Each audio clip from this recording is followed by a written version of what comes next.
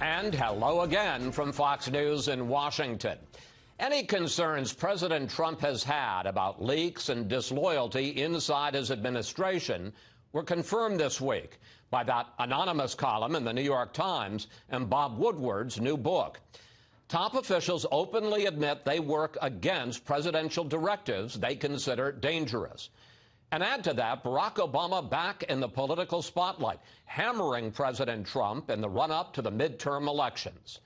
On Saturday, Vice President Mike Pence invited us to his residence on Embassy Row in Washington to push back against stories of an administration in disarray. Mr. Vice President, welcome back to Fox News Sunday. Thank you, Chris. Let's start with Barack Obama's return to the campaign trail, accusing President Trump of practicing the politics of fear and resentment. Your reaction? Well, it was very disappointing to see President Obama break with the tradition of former presidents and become so political and roll out the same tired arguments that he and liberals have made over the last 8 years. The truth is, the American people in 2016 rejected the policy and direction of Barack Obama when they elected President Donald Trump. Look, we inherited an economy that was growing a little bit more than 1%. In the last quarter, our economy is growing at 4.2%, 4 million new jobs, unemployment at a 50-year low. And to have President Obama come out and tout his policies that resulted in less than 2% growth, which saw tax increases, Obamacare regulation, and a doubling of the national debt, I think it was very disappointing. But frankly, I think it just illuminates the choice the American people have in the midterm elections. Let's look, though, at some of President Obama's specific charges. He talks about actions like the president calling on the Attorney General, Jeff Sessions, to investigate who wrote that anonymous article in the New York Times. It should not be a partisan issue to say that we do not pressure the Attorney General or the FBI to use the criminal justice system as a cudgel to punish our political opponents. What are the national security grounds to investigate that article? What law did the writer break? Well, we'll find out. If there was criminal activity involved, it certainly would be an appropriate... But what criminal activity could there be? There was no classified information. Well, we'll see. I think the president's concern is that this individual may have responsibilities in the area of national security. And if they've now published an anonymous editorial that says that they are misrepresenting themselves, that they are essentially living a lie within this administration and trying to frustrate and subvert the agenda the president was elected to advance, that's an important issue. Political disloyalty, it's certainly troubling. Well, it's not illegal. Well, but there's another part of it, though. Every senior official in any administration takes an oath to the Constitution. The Constitution of the United States vests all executive power in the President of the United States. To have an individual who took that oath literally say that they work every day to frustrate the president advancing the agenda he was elected to advance is undemocratic. It's not just deceitful, but it's really an assault on our democracy, and that person should do the honorable thing, step forward, and resign. I want to get into the question as to whether they're trying to thwart the will of the president in a moment, but I want to look, because President Obama mentioned this as well, the president's tweet earlier this week basically chastising, rebuking Attorney General Sessions for bringing the prosecution on charges of corruption against 2 GOP House members. The president tweeted, 2 very popular Republican congressmen were brought to a well-publicized charge just ahead of the midterms by the Jeff Sessions Justice Department. 2 easy wins now in doubt because there is not enough time. Good job, Jeff. The president is saying, play politics. Protect members of Congress, even if they have committed acts of corruption before the election. No, I don't think that's what the president was saying at all, Chris. Look, the Department of Justice, as you know, has long-standing guidelines through successive administrations that says that whenever possible, the Justice Department should avoid taking actions that may impact an election. The president was referring to that and the difficulty that it places to have Labor other men Day. and women step forward. These are two people, one supposedly committing an insider trading, another one who was living high off campaign funds. Are you saying that they should be protected because we're close to a midterm? Well, they're all very serious allegations and they ought to be pursued. But I think the president was referring to the long-standing tradition in the Justice Department to avoid unnecessarily impacting election outcomes and perhaps preventing other men and women from stepping forward and filling those slots in the future. But look, I think one of the virtues of this president, one of the reasons why we've been so successful over the last 18 months, is because he speaks directly to the American people. You don't have to wonder what President Trump is thinking almost on any given morning because he tells the American people what's on his mind. Just because he's candid doesn't mean it isn't troubling. Well, when he says, I mean, again, just forgive me, sir, 2 easy wins now in doubt because there is not enough time. Good job, Jeff. Should the Attorney General be worried about that? I think, look, this is a president that was elected by speaking directly to the American people and being candid with the American people and expressing what he's enthusiastic about, what he's frustrated about. And the American people understand that. This gets to the theme of both the anonymous article and also of Bob Woodward's book, that some officials within this administration, within this White House, feel that they have to act, in effect, as guardrails to protect against some of the president's more impulsive actions. Case in point, first story in Woodward's book, September of 2017, Gary Cohn, the chief economic advisor, walks into the Oval Office and sees a letter on the president's desk that would blow up the South Korean free trade deal and jeopardize one of our most important alliances, and he takes it away so the president won't sign it. Do you have any doubt that happened? Well, I have every doubt that happened. I really do. And the president renegotiated the South Korean free trade agreement in a way that put American jobs and American workers first. But look, But no, if I may just stay in this, the overall narrative if I may just stay in this point for 1 minute, because Bob Woodward didn't just quote somebody. He has the document here. This is the letter that he took off the president's desk, marked September 2017, in which the president, if he had signed it, would have terminated the South Korean trade deal. This isn't just talk. He's got the goods here.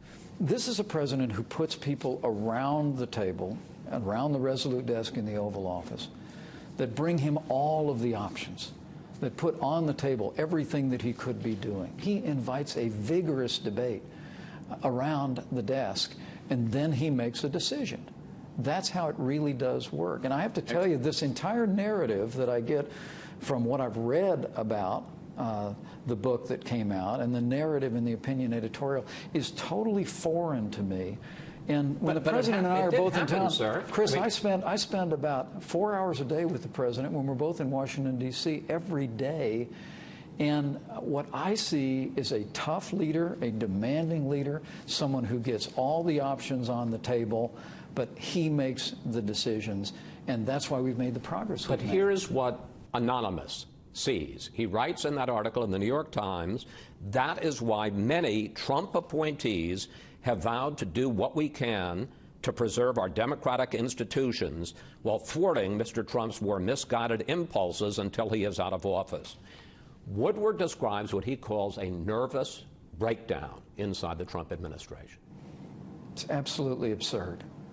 And I have to tell you, to be honest with you, Chris, sometimes I watch a little bit of TV in the morning, and then I go to the White House, and I feel like I'm in a parallel universe. I walk into a White House where there's a president behind the desk. He's in command. He's constantly driving forward on delivering on the promises that we made for the American people. And then I go home at night and I see cable TV talking about all of this stuff about disarray in the White House, and it's just not my experience. I mean, but I tell people, look at the results. You look at the passage of historic tax cuts for businesses and individuals, and the way that jobs are coming back and investment is coming back, the renegotiation of trade deals, our allies contributing more to our common defense. All of that is happening because we have a president of almost boundless energy who comes in every day, regardless of what's happening in the Washington media culture, and says, what are we doing today to deliver for the American people? And I think that's why I see such enthusiasm as I travel across the country, and that's why I believe the American people are going to vote to re-elect Republican majorities in the House and Senate this fall. Do you think you know who Anonymous is? I don't. I don't know. But I do know that they should resign and leave this administration. Should all top officials take a lie detector test, and would you agree to take one? I would agree to take it in a heartbeat, and would submit to any review the administration Do you think wanted to do. The administration should do that? Well, look, that'd be a decision for the president. But look, I think the honorable thing to do here is for this individual to recognize that they're literally violating an oath. If they are that senior administration official, that they're violating an oath, not to the president, but to the Constitution. Treason? Look, it's un-American. And I think that's why you've seen Republicans and Democrats condemn this. The American people vote for a president.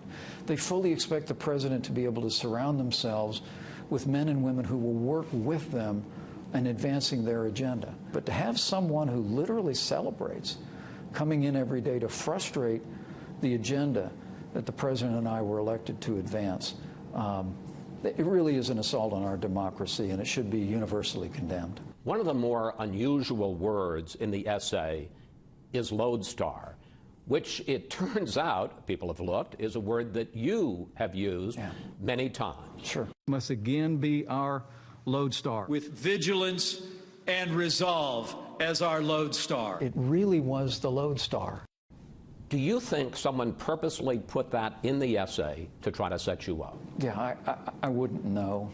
I wouldn't know. And I really do believe that whether it's the book, whether it's the anonymous editorial, whether it's President Obama's speech this week, it's all an effort to distract attention from this booming economy and from the president's record of success. And it's all very predictable. We have important midterm elections coming up.